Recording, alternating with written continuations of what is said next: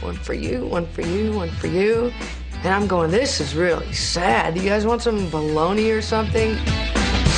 They did everything together except Nick.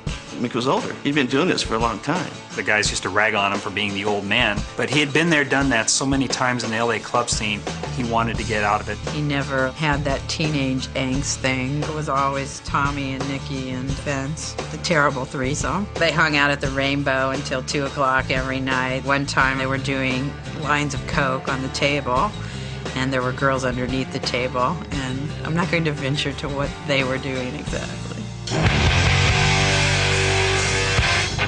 They released the Too Fast for Love record on Leather Records, which was their own record company. We self-produced the first album under Kaufman and Kaufman Productions. What they had recorded at the time was really raw. It was just straightforward rock and roll. Over the next year, the plan was to have them play as much as possible. There was apparently some sort of demand for these freaks. They were a complete joke to Hollywood. But you had another population from the suburbs, and they are the ones that actually supported Motley Crue. They sold out a weekend of the whiskey, and there was a line going up the street. We were upstairs in the dressing room. Tommy looks out the window and he's like, oh my God, you gotta come see this. There was a line of people. I mean, out the parking lot and down the Sunset Strip. I'm driving down Sunset Boulevard, and all of a sudden I see kids lined up down the block to get into a show, and I look up on the marquee and it's Motley Crue Sold Out. I'm like, I gotta see what this is about. For an hour and 20 minutes, the crowd just went berserk. And I decided from that moment, if everybody in this room would go this crazy for this band, this group is huge. I went to the next show and I met them and offered them a deal. The new management team at Elektra had their own way of doing things and their own vision for the group. Alan Kaufman was definitely not a record company guy and didn't have a clue on how the record industry worked.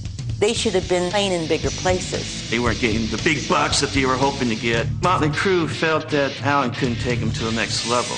Motley Crue dropped us. We spent a great deal of money on them and ended up with nothing. Kaufman and Kaufman were entry-level managers. They did the best they could, but Nicky had bigger ideas.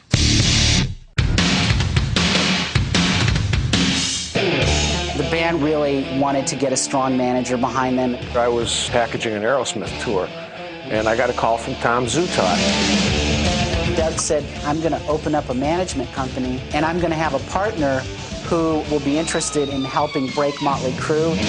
Doug told me about this psycho band.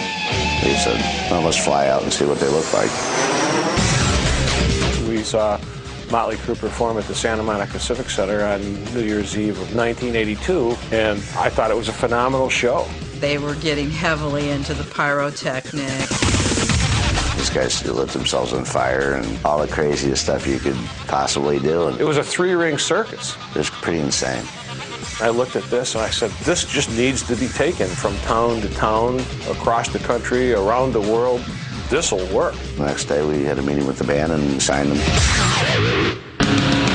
When Doug and I took Motley Crue, it wasn't really a band, it was more like a gang. They were just these four guys that were completely whacked.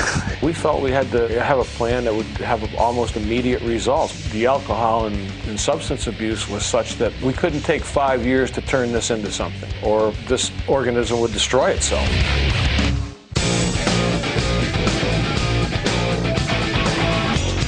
Elektra moved to New York, and Bob Krasnow was put in charge. Bob Krasnow didn't get this band. Elektra was the home of Linda Ronstadt, Jackson Browne, Joni Mitchell. We showed them pictures of Motley Crue, and they were just hysterical. They go, this is a record label, this isn't a circus. Very quickly, it got confrontational. Krasnow said, I don't want that music on this label. Elektra is going to be a label for real artistes. I'm not really interested in selling music to people who live in the gutter. They didn't know much about this metal world. We thought, well, we have to make a plan to keep this band on the label and turn Krasnow around. The first plan of attack was to start building them in a touring base because they weren't going to get radio. There wasn't a radio programmer that wanted to play Motley Crue.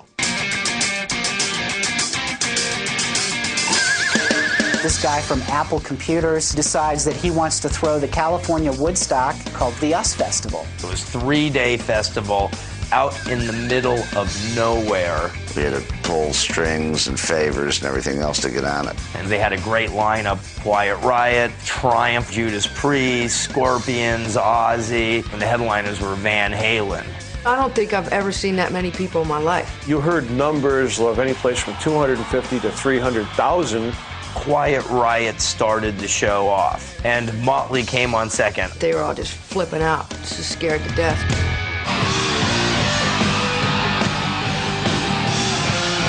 They stunk. They were an embarrassment. They played horrible. People are missing background vocal cues. I could see their nervousness. They just went up there and raced through a set. You could hardly tell what song they were playing.